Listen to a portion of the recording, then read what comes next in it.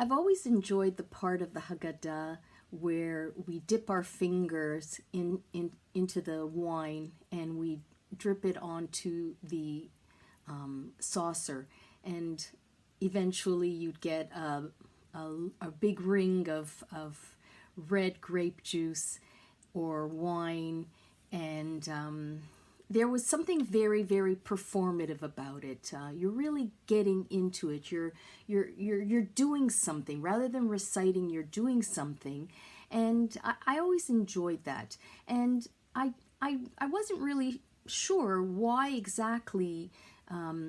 After we go through the Dam, Tzfardea, Kilim, Arov, Dever, Shchin, Barad, Arbeh, Choshech, Makat, Bechorot, all the 10 plagues, blood, frogs, lice, wild beasts, pestilence, boils, hail, locusts, darkness, and the slaying of the firstborn. Why do we give it acronyms? Why do we give it Rashi Tevot? We say Ditzach, Adash, Bechav, which is the first letter of every one of the Makot. It wouldn't sound as good in English, if we did Biffle, Wubbup, and Hilduf.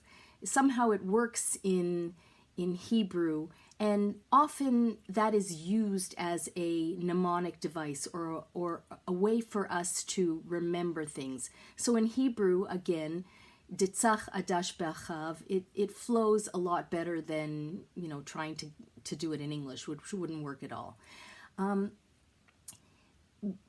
What was classically used as a method of remembering things, which is a mnemonic device, was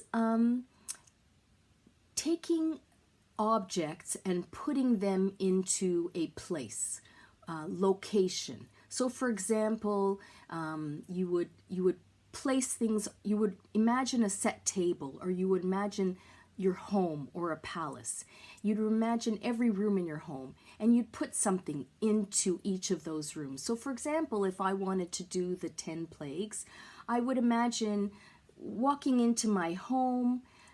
There was blood on the floor. The frogs are jumping all around and splashing through the blood. I would walk into my front hallway. I might start itching my head because it was full of lice, and then I'd have to run upstairs because there are wild beasts all around, and so forth and so on. And that was a very successful way of remembering things in ancient times and in the Middle Ages. It's fallen out of practice, but maybe some of you do that now, and it's very effective. And another way of doing it was a set table and imagining things on the table. And I'm wondering, why isn't that something that we do for the 10 plagues in the Seder? We use these Rashi Tevot, Ditzach Adash Bechav, but we don't try to set a table or try to make a memory palace or a storage house for the 10 plagues, or in fact for everything. And I thought that in general, the Seder is our set table. The performance of the Seder, and by performance I mean the doing of it year after year after year from the time that we are children, and on various levels that we do this practice of the Seder. This becomes our very set table. This becomes the mnemonic device. This becomes our memory palace for our collective memory of having gone through Egypt and having gone through the Exodus from Egypt, and before that having gone through as part of Egypt, understanding what's happening to the Egyptians, and then being liberated from Egypt. We never forget this. We never forget it collectively because we repeat it every year in the Seder.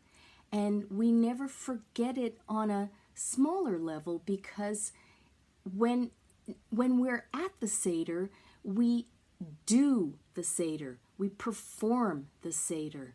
And the Seder, which is literally the Seder, which is the order, and the table, which is laden with all the accoutrements that symbolize the parts of the Seder and of the Exodus, that becomes our memory device year after year after year.